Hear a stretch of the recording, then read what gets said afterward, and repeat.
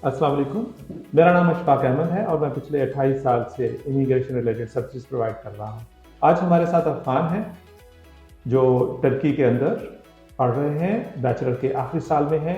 वहाँ पर ये मैनेजमेंट इंजीनियरिंग कर रहे हैं। आज हम इनसे बात करेंगे कि टर्की में वीज़ा कैसे लिया जाता है, खासतौर पर स्टूडेंट वीज़ा को किस तरह से अप्लाई किया जाता है और उसकी क्या रिक्वायरमेंट्स हैं। अफ़ान, सबसे पहले ये बताइए कि सेमेस्टर शुरू होने से कितनी देर पहले वीज़ा एप्लीकेशन देनी चाहिए? ये डिपेंड करता है आपका एडमिशन लेटर कब आ रहा है। ओके। जैसे ही आपका एडमिशन लेटर या एक्सेप्टेंस लेटर आया तो आपको उसी वक्त ही वीज़ा अप्लाई कर देना चाहिए। इसमें ये कोई नहीं है कि आप इतनी देर पहले करें या इतनी देर बाद करें। जैसे आपका एडमिशन लेटर आ गया, आपको सारे डॉक्यूमेंट्स प्रिपेयर आपके वैसे ही होते हैं, और अगर कुछ रह भी गया तो आप like 1 week, within 1 and 2 week के अंदर आप डॉक्यूमेंट सारे इकट्ठे कर सकते हैं। तो उसमें आपको वीज़ा फ़ौरन अप्लाई कर देना चाहिए। वीज़ा फॉर्म कैसे उनको जमा करवाते हैं? क्या ऑनलाइन होता है या क्या प्रोसेस होता है? अच्छा, मैंने तो तकरीबन 4 से 5 साल पहले किया था। या ओके। तो आपका मैं इतना अपडेटेड क्या बता रहा हूँ, मगर जो मैंने किया था उसमें लाइक हमने पहले इनकी एम्बेसी से अपॉइंटमेंट ली थी, ओके। जो कि आई थिंक उसके बाद जेरी प्रोजेक्ट्स में हम पे किए थे। जी, बिल्कुल। और लेकिन अभी आजकल वो अनातोलिया को उन्होंने दिया हुआ हाँ, है, आई उसके गेस। ज़रिए से आप अप्लाई कर लेते हैं। जी, जी, आजकल शायद अनातोलिया, तो फिर हम लाइक डॉक्यूमेंट्स हमने अपलोड किए थे पहले, ओके। और फिर हम अपलोड करने के बाद हम गए थे जेरी प्रोजेक्ट्स गए थे, आप अनातोलिया चले जाइए। या और फिर वहाँ से हमने सारे डॉक्यूमेंट्स लाइक सबमिट किए थे वहाँ। क्या ट्यूशन फ़ी देने के बाद वीज़ा के लिए अप्लाई किया जाता है? अब अगर ऐसे है ना कि अगर आप प्राइवेट के अंदर हैं तो उसमें ऑफ कोर्स आपको वो चार्ज करेंगे $500 to $1000, ओके। जो कि आपको एडमिशन लेटर ही फिर इशू आपको करेंगे। एडमिशन लेटर देंगे। एडमिशन लेटर पहले ही देंगे, मगर वीज़े के लिए एप्लीकेबल नहीं होगा। ओके, ठीक है। तो जो दूसरा डॉक्यूमेंट होता है वो वीज़े के लिए एप्लीकेबल होता है। तो हम्म। ऑफ कोर्स वो थोड़ा आप थोड़े बहुत ही पे करके आप वीज़ा अप्लाई कर सकते हैं उसके बाद। वीज़ा एप्लीकेशन के साथ स्टूडेंट्स को कौन-कौन से डॉक्यूमेंट्स लगाने चाहिए? जैसे एडमिशन लेटर है, इसके अलावा क्या इंश्योरेंस भी होती है इसमें? इंश्योरेंस होती है, एडमिशन लेटर होता है, और उसके बाद एयर टिकट? एयर टिकट वगैरह होती है। और उसके क्या बाद होटल ये रिजर्वेशन भी चाहिए? क्योंकि होटल में तो जाना नहीं है उसमें, तो रिजर्वेशन के एतबार से क्या होना चाहिए? अच्छा, इसमें मैं बिल्कुल कंफर्म नहीं हूँ कि ओके, दैट्स मुझे फाइन। याद नहीं है कि हमने उसको अच्छा। लगाई थी कि नहीं लगाई थी। Okay, okay, okay. तो इसमें लाइक जो जो बैंक मुझे स्टेटमेंट है वो कितनी होती है?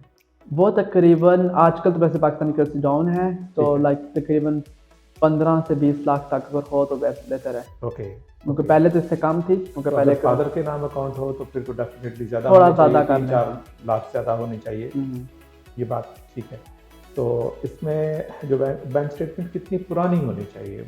ये भी एक बहुत इम्पोर्टेंट सवाल है। जी, मुझे आपके लेटेस्ट रूल्स तो नहीं पता, मगर ऑफ कोर्स 6 मंथ्स तक अगर आपकी हो तो बेस्ट है। ऐसे टूरिस्टिक के लिए तो अक्सर 3 माह की होती है, हम्म। और ये स्टूडेंट्स के लिए 3 मंथ, जो अगर स्टूडेंट्स का अपने नाम अकाउंट है तो फिर वो जल्दी भी कर सकता है। ऐसे ऐसे वीज़ा प्रोसेसिंग में कितना वक्त लगता है? कितनी देर में वीज़ा आ जाता है, लग के आ जाता है? अच्छा, इनका वीज़ा में ज़्यादा देर नहीं लगती।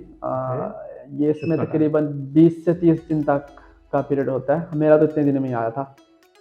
तो इसमें 20 टू 30 डेज़ के अंदर हमारा वीज़ा आ जाता है। इसमें ज़्यादा नहीं लगती। क्या तुर्की फुल मुद्दत का वीज़ा देता है या थोड़ी मुद्दत का वीज़ा देता है? मिसाल के तौर पर यूके में अगर आप एजुकेशन हासिल करना चाहते हैं, तो अगर आपका 3 साल का प्रोग्राम है तो वो 3 साल का वीज़ा वैसे से ही मिल जाता है।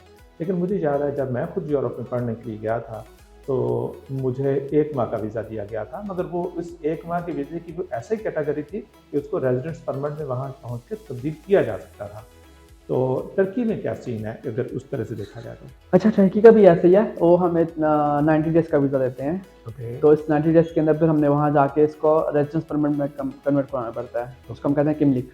ओके, हमने किमलिक लेना पड़ता है वहाँ से। ओके, तो उसके लिए लाइक हमें अकोमोडेशन का बंदोबस्त करना पड़ता है, रेंटल एग्रीमेंट करना पड़ता है, हॉस्टल या फिर हॉस्टल में अगर रहना है तो फिर उसका करना पड़ता है। ओके, तो फिर वो हमें फिर जब हमें किमलिक के लिए अप्लाई कर रहे हैं तो हाँ, वो 4 साल के लिए हमारा 4 साल का प्रोग्राम है।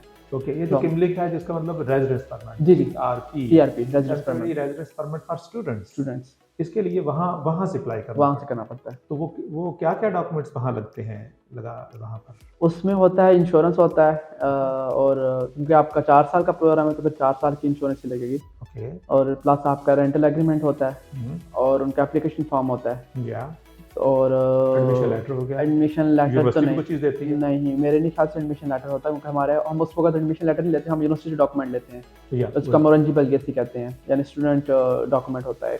ओके, ठीक तो है। वो लेना पड़ता है और उसके बाद हमारा एक होता है टैक्स होता है, ओके, हम टैक्स पे करते हैं, ठीक है। तो टैक्स का डॉक्यूमेंट होता है, तो वो ठीक। लेके हम लाइक सबमिट कराने जाते हैं।